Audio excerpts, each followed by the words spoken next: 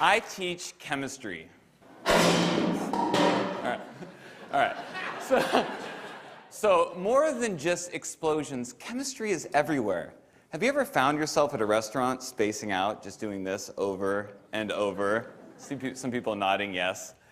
Recently, I showed this to my students, and I just asked them to try and explain why it happened. The questions and conversations that followed were fascinating. Check out this video that Maddie from my Period 3 class sent me that evening. Are you ready?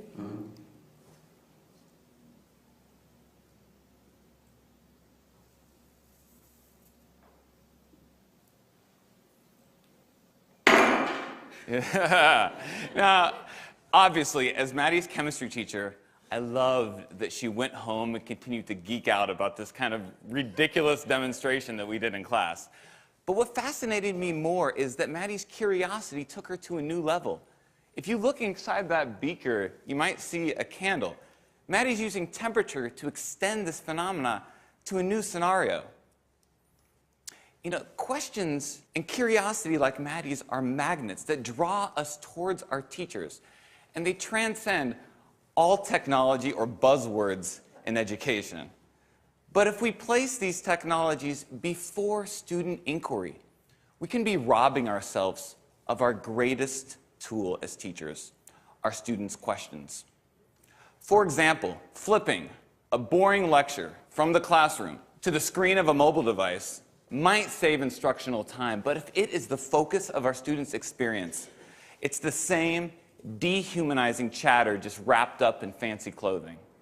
But if instead we have the guts to confuse our students, perplex them, and evoke real questions, through those questions, we as teachers have information that we can use to tailor robust and informed methods of blended instruction. So, 21st century lingo, jargon, mumbo-jumbo aside, the truth is, I've been teaching for 13 years now, and it took a life-threatening situation to snap me out of 10 years of pseudo-teaching and help me realize that student questions are the seeds of real learning, not some scripted curriculum that gave them tidbits of random information. In May of 2010, at 35 years old, with a 2-year-old at home and my second child on the way, I was diagnosed with a large aneurysm at the base of my thoracic aorta. This led to open heart surgery. This is the actual real email from my doctor right there. Now, when I got this, I was, press caps lock, absolutely freaked out, okay? But I found surprising moments of comfort in the confidence that my surgeon embodied. Where did this guy get this confidence, the audacity of it? Right?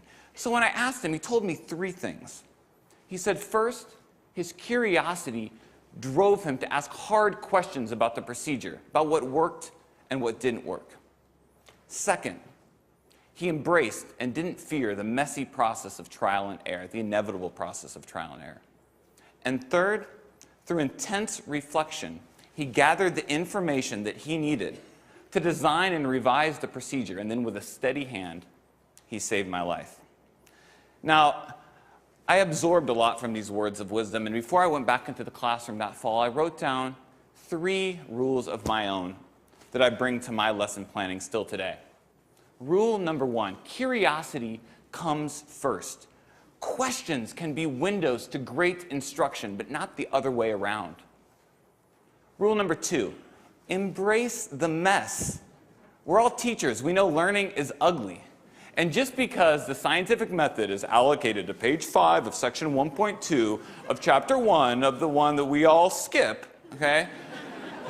Trial and error can still be an informal part of what we do every single day at Sacred Heart Cathedral in room 206. And rule number 3, practice reflection.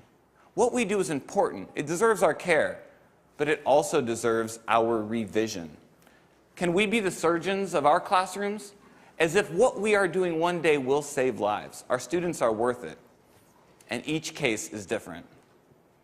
All right, sorry. Chemistry teacher and me just needed to get that out of my system before we move on.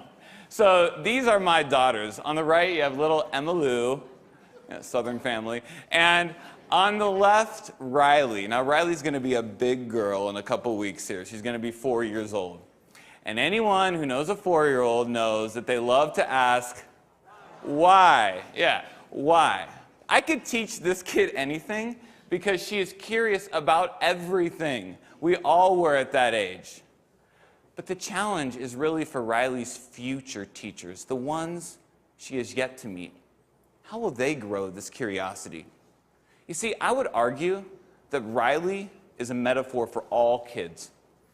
And I think dropping out of school comes in many different forms. To the senior who's checked out before the year's even begun, or that empty desk in the back of an urban middle school's classroom. But if we as educators leave behind this simple role as disseminators of content and embrace a new paradigm as cultivators of curiosity and inquiry, we just might bring a little bit more meaning to their school day and spark their imagination. Thank you very much.